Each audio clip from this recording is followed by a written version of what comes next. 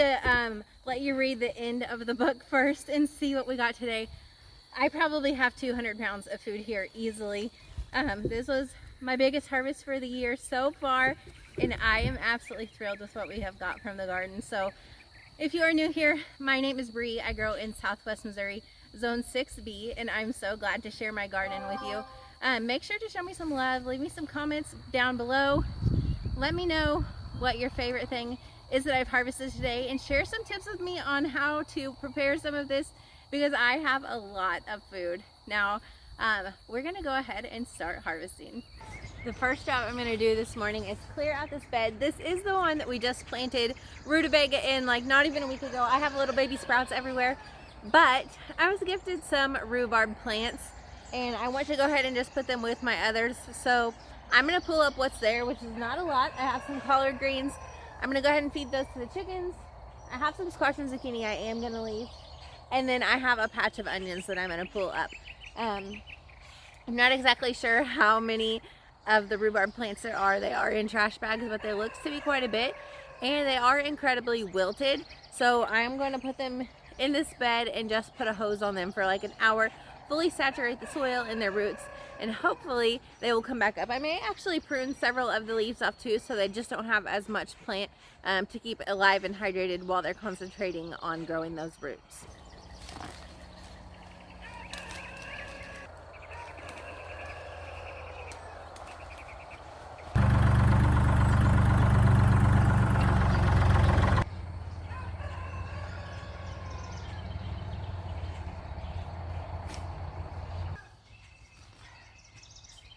Rhubarb has a crown just like strawberries, so you want to make sure that it's very good, but also that this crown where the leaves are, or the stems are coming out of, is not underneath the ground. And these plants are just in shock from being uprooted from my friend's garden and put into mine, so I really think that once they're really watered in well, they are going to come back just fine. And I'm gonna make my husband dig the rest of the holes because that was a lot of work.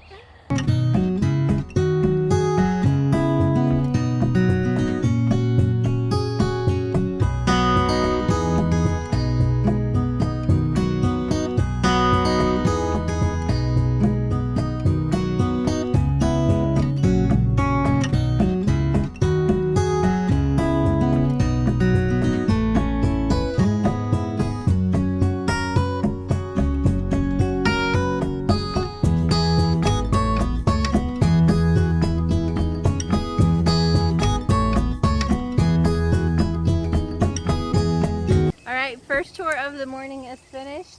I think next we're gonna go ahead and pull our potatoes. I have three, what are they? I think they're 3x6 beds of potatoes. They were mostly planted with potatoes that I grew last year. I overwintered them in my basement and they started sprouting, and so I used those for seed potatoes. I have no idea what potato is in what bed. I have a mixture of Yukon Gold and Pontiac Red. I also have some blue potatoes that I just bought from our local farm store. My favorite thing about growing potatoes is that you have no idea what you're gonna get. These are the easiest plant to grow. You literally in the early spring throw your seed potatoes in, cover them, and then I let them grow all year long. I don't do another single thing to them except keep them watered, of course. And you have no idea what you're gonna get when you start pulling, whether you're gonna have a great harvest or not much at all. So let's pull our first bundle up. And I'm already seeing tons of potatoes. Look at all these potatoes just from that very first plant. These are good size. These look like Yukon Gold potatoes. I bribed my sister-in-law to come help me in the garden today, so she is going to be going along with us. We have so much to harvest. We're going to be pulling our potatoes, our carrots, our beets, and our onions today. So we have several hours of work to do. Look at how big that is. These are some good sized potatoes.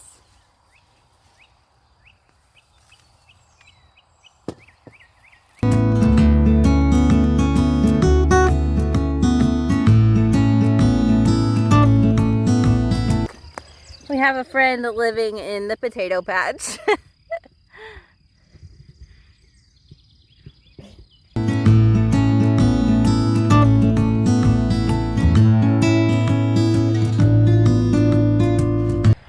We are one bed down and we have 2 crates pretty much completely full. This bed, as you can tell, honestly it looks mostly like weeds. We'll see how many potatoes are in here. I have such a problem with crabgrass, but I have a feeling I will be surprised still. Right away, look at this thing. That is a huge potato. Even in the beds you're a little bit disappointed in. Look at this. Look at this huge potato. These potatoes are completely organic. I don't use any pesticide or non-organic fertilizer in these gardens. So they are going to be super nutritious and wholesome for us. Not adding any extra garbage into our bodies that we don't need. Alright, bed number 2 is finished. On to our last bed.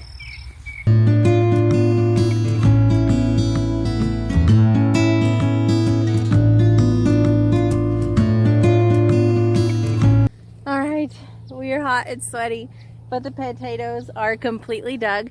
We are gonna go get a drink of water and then move on to the onions because they are the easiest thing that we are gonna do next, and I need a little bit of a break.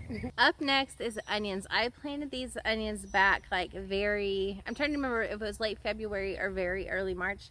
Either way, early spring.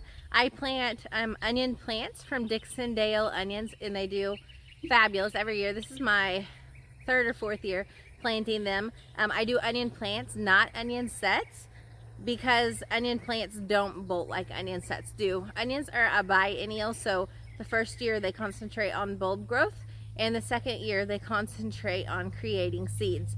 So typically when you plant an onion plant, that's a first year plant, and you're gonna get a huge bulb without bolting. This year though, our weather has just really been crazy and fluctuated between hot and cold, and we've had so much rain that I have had some bolting. So my onions that are bolted aren't going to be great for storage, but the rest are. And I'm trying to remember, I planted anywhere between 300 to 400 onions in this garden. So I'm going to show them to you and show you how you know that they are ready to harvest. I like to line the edge of my beds with onions. It's a great way to use up all of your space and fit in as much produce as you can. But see how that stem is completely bent over? The leaves are drying. You see a nice skin around the onion. Although this one is looking a little bit, I don't know if that's dirt or a little bit of mold. We've had so much rain, so I really will have to go through these and make sure they are good for storage. But once they are bent over, that means they are done growing. And you can just plop them right out of the ground. These need to cure to continue to just completely dry up. I will do that in my basement, but you just want them in an area where these are out of direct sunlight and there's not a lot of moisture. So a covered back porch, a garage, somewhere like that is an excellent spot to cure these. Ideally, you want to cure them upside down because we want this green part to completely dry out. And then when they're ready for storage, it takes about 2 weeks. This section will be completely dry. All of this green will be completely dry. You can cut the roots off. And these onions, these are candy onions, will store for 3 to 4 months before they start getting a little bit soft or maybe sprouting. I hope that I grew a year's worth of onions this year. That was my goal. I use onions in my cooking a ton. And so I am going to store these for as long as I can, and then once they start getting soft, or the ones that have already bolted, I'm going to do onion powder or minced onion in my freeze dryer.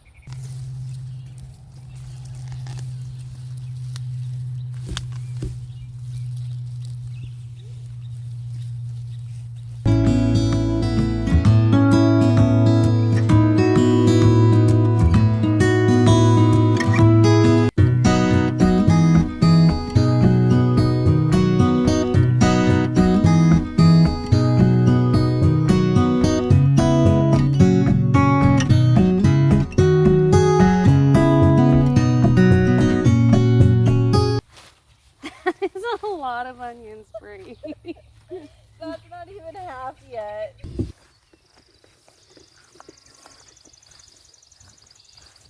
These onions are Vidalias.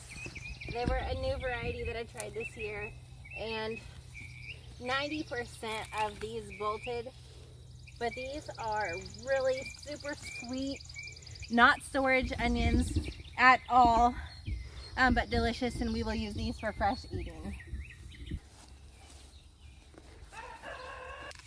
These are the red onions. They are huge. Look at all those. All right, on to the carrots. Carrots aren't bolting or anything like that yet, but once it gets hot outside, which we have really hit a heat wave in the last 2 weeks, then their taste goes from sweet to bitter. So I plant carrots in the very early spring, pull them as soon as it starts getting warm, and then I will plant a second batch of carrots for a fall and winter harvest.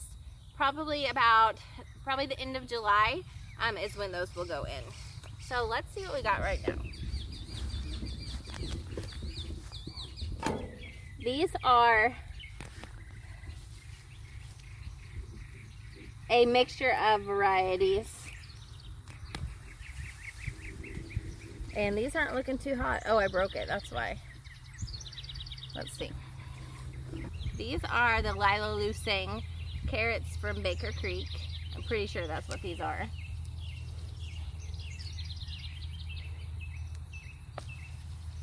Got legs.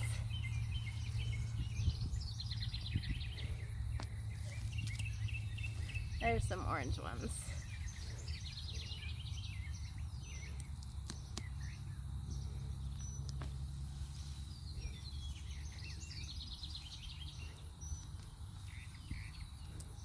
So I probably am not going to plant this purple variety again. I'm getting very small carrots.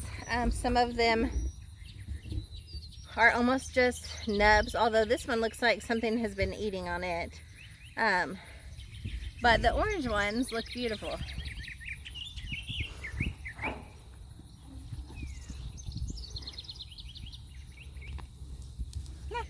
And then sometimes you get just a crazy wonky carrot like this. These are definitely not store-bought carrots. Look at that, that's a good pool.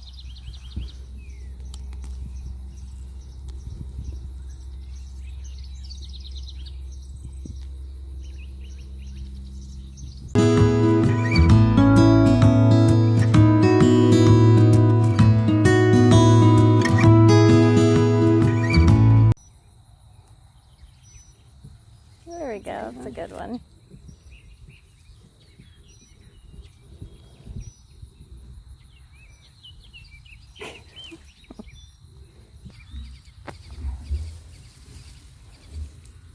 Oh, those are a little bit better. Yeah. I did get one good purple one.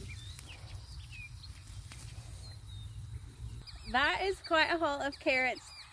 Some of them are good size. A lot of them are really small, but either way they're gonna taste great. I said I was gonna harvest these beets today, but as I look closer at them, some of them still need some time to size up. I have a few that are ready, that are good size. This is about the size that I like to pick my beets, where they are the most tender, but there is still enough there to make some food out of. But a lot of these just are not here yet. Let's see. I have some, and pulling these ones that are good size will give the others room to grow. While I was walking by, I noticed that I have tons of these Megatron jalapeños ready to go. These are my favorite jalapeno plant ever. They're fairly mild, especially this time of the year, and they are giant. They're fabulous for stuffing with cream cheese and wrapping in bacon. That is my favorite thing to do with them. These are sold by Botanical Interests, and they are just like, look at that jalapeno. That is a meal on itself. I harvested a ton of squash and zucchini yesterday, But just taking a quick peek, I already have another one ready.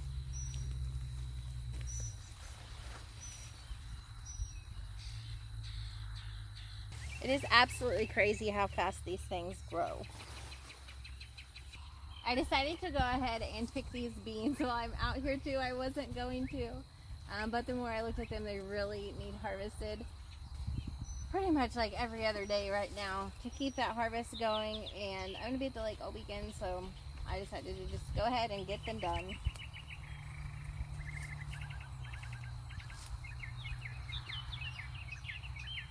I just blanched and vacuum sealed and froze a whole batch of beans last night. They are just coming in really heavy right now, which is a good problem to have.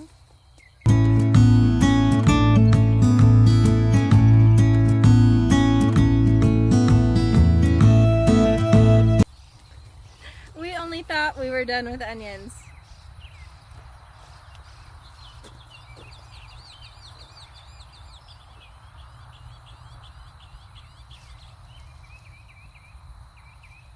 I wasn't gonna get a basket, but I'm thinking I better go get a basket. I am. I'm pretty full here.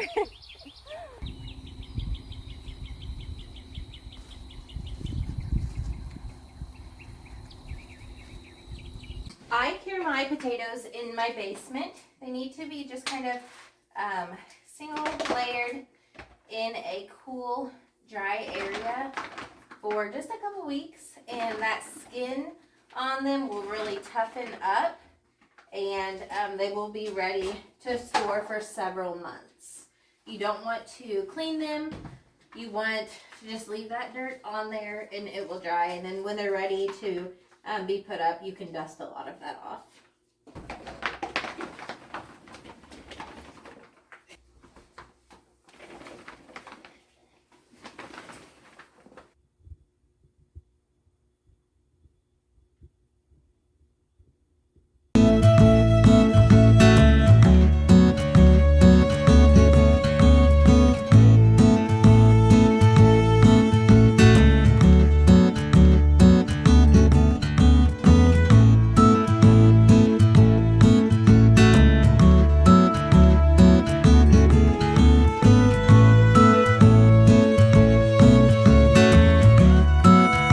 Okay, all onions are put up to cure. I ended up with 240 onions, so not including the ones that I have been eating for the last month and a half or so, fresh in our meals.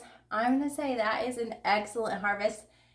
I am fairly confident that this is going to get us by for the year without having to purchase any onions until I am harvesting them next year, which is absolutely awesome. We have had some really, I'm trying to look for some of my biggest ones, some really good size. This is definitely not one of the biggest ones, but like these are softball sized onions. They're absolutely beautiful. Look at this red one. This is an incredible harvest that I am just absolutely so stinking excited about. I am going to obviously turn these lights off. This was just for us to see and to film. And then I'm going to put a fan on these so they get good ventilation and airflow. And they're going to sit just like this until the greens are completely dry, until this is nice and dry skin all around the onion, and until these roots are completely dried. And then at that point, I will take scissors, snip the dried top off, snip the roots off, and I will put them in crates to pull from for the year.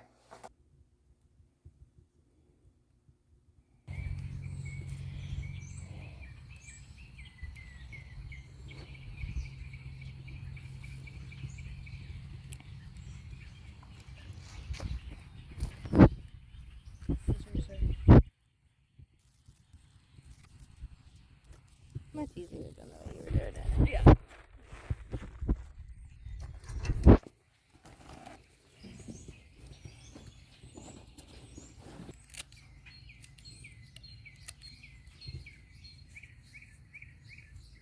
Okay. Yay.